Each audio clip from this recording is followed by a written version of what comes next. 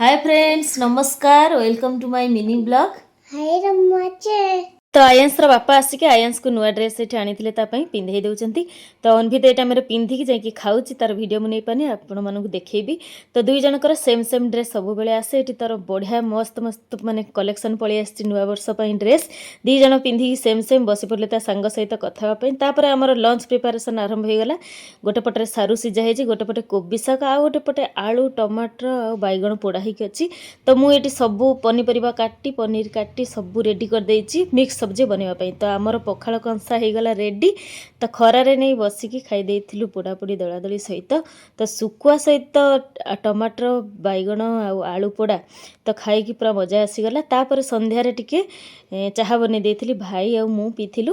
तो चाहा पी सारिबा परे अनभिता आयसर दादा आज गोटे कौन बन चलतु देखा बर्तमान।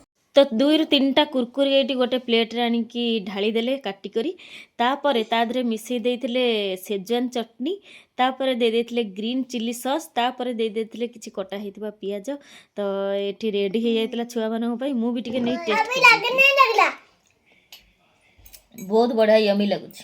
बापा आनले खाइबो बेटा ए।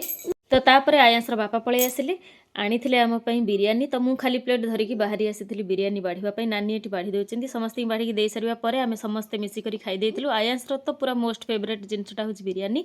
तो आमर मिनी ब्लॉग केमी लगुच निहाती कमेंट माध्यम जनइबे भल लगी लाइक शेयर सब्सक्राइब करदे पुणी देखा आउ नुआ मिनी ब्लॉग रे। हाँ आज मिनी ब्लॉग केमी लगे निहाती कमेंट माध्यम जनइदेवे।